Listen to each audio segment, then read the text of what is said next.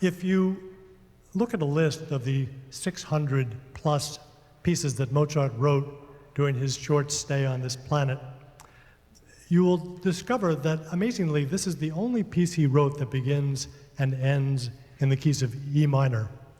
There are other pieces which pass through E minor, but this one is the only E minor piece. And if you study that list of 600 pieces, you will also discover that it was very unusual for him to write anything in a minor key.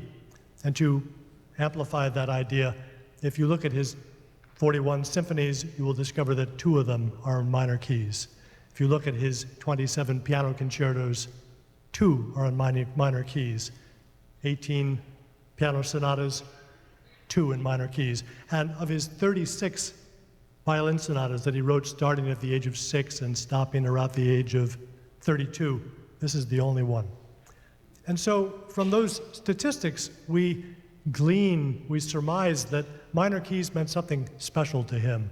And there is this inclination to want to look into the biographical specifics of his life and see if we can find one-to-one correspondences between specific biographical facts and specific pieces, and that can be a dangerous thing to do.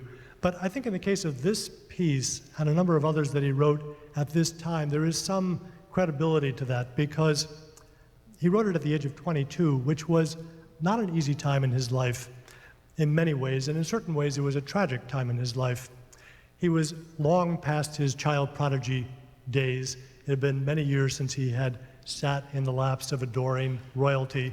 Now he was a young man looking for a job. He was on a tour, and his father Leopold wasn't sure he trusted him to take care of his own affairs, and so he sent along his mother, Anna Maria, as his chaperone.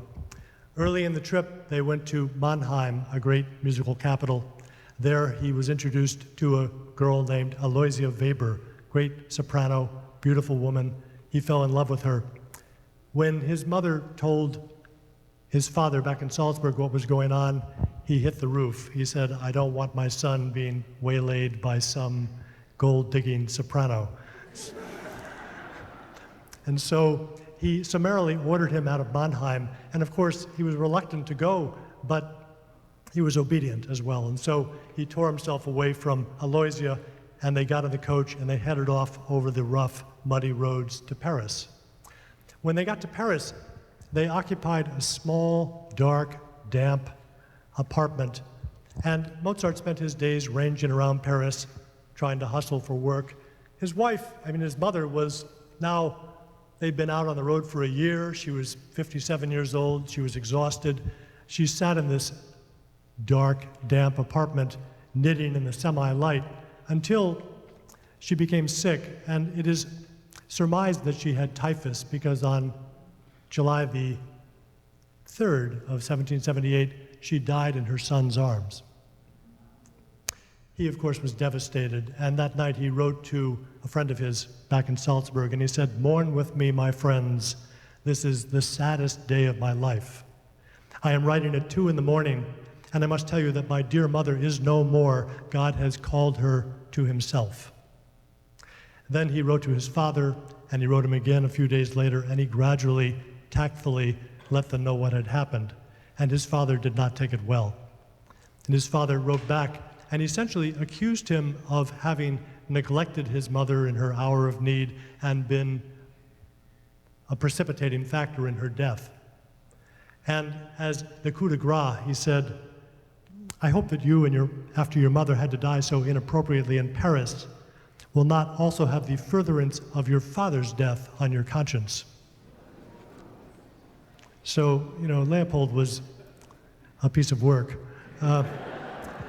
And we can only imagine how Mozart himself must have felt during this very difficult time. Lost love, lost his mother. His father is accusing him of killing his mother and now saying, "Don't kill me too." And in a certain way, we don't have to imagine, because at that time, at the age of 22 in Paris, he wrote some of the first, I think, truly great pieces of music that he wrote, and a lot of them are in minor keys. And this piece, E minor Sonata for violin and piano, is one of them. And I think it shows us how he was able to take the external facts of his life, internalize them, and transform them to great, ennobling art. It is a great pleasure to welcome back Arnaud Sussmann, who was here last year for the first time in March and made such a huge impression that he is literally back by popular demand. And I'm also very happy to welcome and introduce you to Gilles Vonsattel, who is one of the finest young pianists around. So enjoy the concert.